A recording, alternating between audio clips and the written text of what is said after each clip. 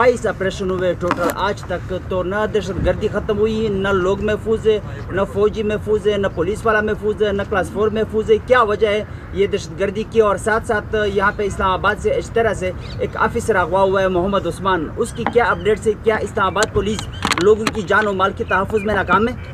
देखिए, पाकिस्तान में दहशतगर्दी पर पहले भी ऑपरेशंस हुए और 2017-18 इस बात का गवाह है कि पाकिस्तान में दहशतगर्दी तकरीबन ख़त्म हो गई थी। सिक्योरिटी फोर्सेस जान देती थी, लड़ती थी, मगर सियासी फोर्सेस उनके पीछे खड़ी होती थी, तो रिज़ल्ट दिनों में आया था। नवाज शरीफ के दौर में यही दहशतगर्दी फाटा से लेकर कराची तक और कोयटा से लेकर खैबर तक ख़त्म हुई थी। अभी भी कमी किस चीज़ की है?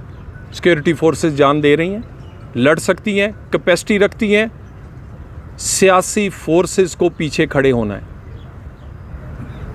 जब तक केपी ये कहता रहेगा बात करें भाई तुम अपना काम करो, बात कब करनी है, किससे करनी है, वफाकी हुकूमत का काम है, तुम्हारा काम है काम करना। बताओ तुम्हारा सूबा क्यों महफूज नहीं है? बाकी सूबे जिन्होंने सीटीडी बनाई, जिन्होंने इन्वेस्ट किया अपनी पुलिस पे, जिन्होंने सेफ सिटीज़ बनाए, फोरेंसिक लैब्स बनाई, जिन्होंने सियासी क़यादत पीछे खड़ी हुई, जिनके वहाँ तो दहशतगर्दी नहीं है। तो बात यह है, नालायकी और नाहली जो है वो केपी के लोगों की जाने नहीं, बल्कि वो बिल्कुल दीमक की तरह केपी को नुकसान पहुँचा रही है। जैसी क़यादत, सुहेल अफरीदी जैसी क़यादत पाकिस्तान में शामिल नहीं हो सकता। तो आइन में तो एक ऑप्शन है सर, आइन पे इजाज़त है, विफाक को इजाज़त है, आइन में है गवर्नर राज, क्योंकि आपने कहा मुतहम्मिल नहीं हो सकता ऐसा वज़ीर आला का। कहीं पे गौर हुआ है, कहीं पे ऑप्शन हुआ या कहीं तजवीज़, या क्या ये ऐसी अफवाहें हैं? देखिए, हम नहीं चाहते कि किसी जगह भी कोई ऐसा इकदाम उठाया जाए जो कि सियासी तौर पर जिसकी इजाज़त तो है आइनी तौर पे, लेकिन सियासी तौर पे इस तरह के इकदाम नहीं उठाने चाहिए। हम तो चाहते हैं कि केपी की हुकूमत, उसके पास मैंडेट है, वो अपने केपी के लोगों को महफूज करे। आज ज़रा इस्लामाबाद के हॉस्पिटल देखें, 50% से ज़्यादा मरीज़ हमारे वो भाई बहन हैं जो केपी से आए हैं, क्योंकि कोई अस्पताल नहीं है। यहाँ की कॉलोनियों में ज़्यादातर लोग आबाद वो हैं जो हमारे केपी से आए हैं, क्योंकि वहाँ वो अपने आप को महफूज नहीं समझते। तो जिनका मैंडेट है वो काम करें, आइन में दी गए जो इख्तियार हैं उनको इस्तेमाल करने से गुरेज करते हैं। हर सियासी हुकूमत के वो ना इस्तेमाल करना पड़ता। जो TLP के हवाले से पंजाब हुकूमत ने एक रेफरेंस भेजा है जिसमें बहुत सारे हकायक हैं और आंखें खोल देने वाले हकायक हैं। कितना नुकसान किया है, किस तरह का इनका तर्ज़ अमल है, और कौन इतने शवाहिद उसके अंदर भेजे गए हैं कि वफाकी हुकूमत, इंटीरियर मिनिस्ट्री जो है वो उस पर काम कर रही है।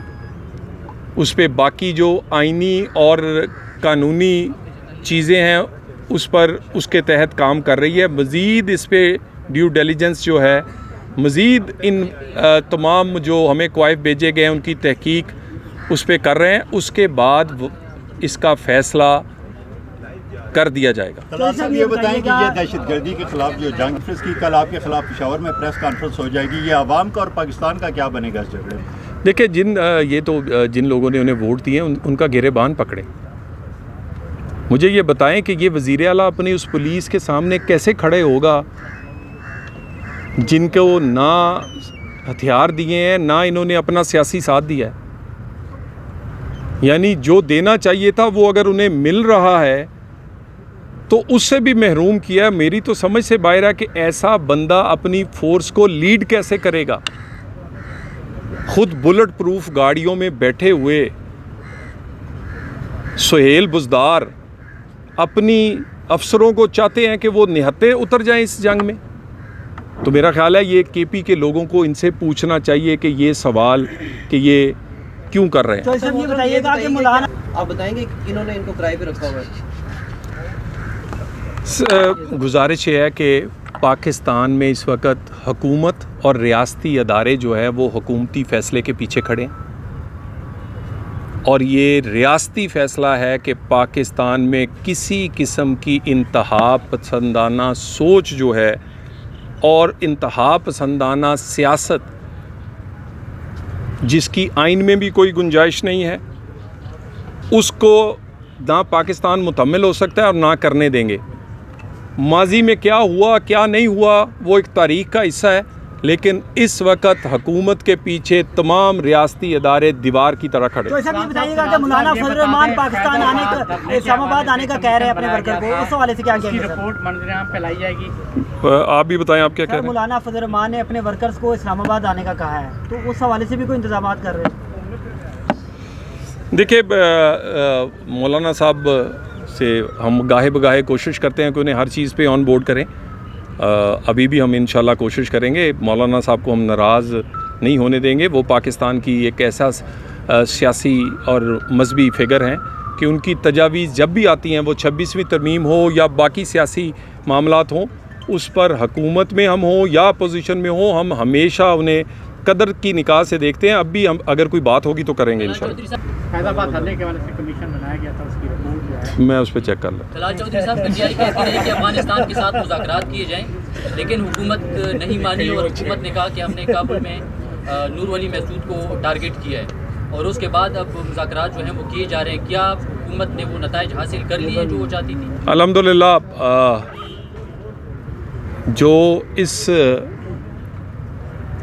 जो पाकिस्तान ने रिटेलिएट या पाकिस्तान ने अपने दफा में किया था अफ़गानिस्तान के अंदर और अफ़गानिस्तान की सरहदों पे, और उसके बाद जो दोहा में बातचीत हुई है, उसके इंशाल्लाह ताला कुछ तो आपको वीडियोस और कुछ बहुत सारे चीज़ें जो हैं वो नज़र आनी शुरू हो गई हैं कि वो लोग जो दहशतगर्दी कर रहे थे और अफ़गानिस्तान की ज़मीन को इस्तेमाल कर रहे थे, उनको बहुत इस बातचीत की और इस एग्रीमेंट की तकलीफ़ हुई है, क्योंकि उन्हें लग रहा है कि अब वो उस तरह शायद ऑपरेट नहीं कर सकेंगे।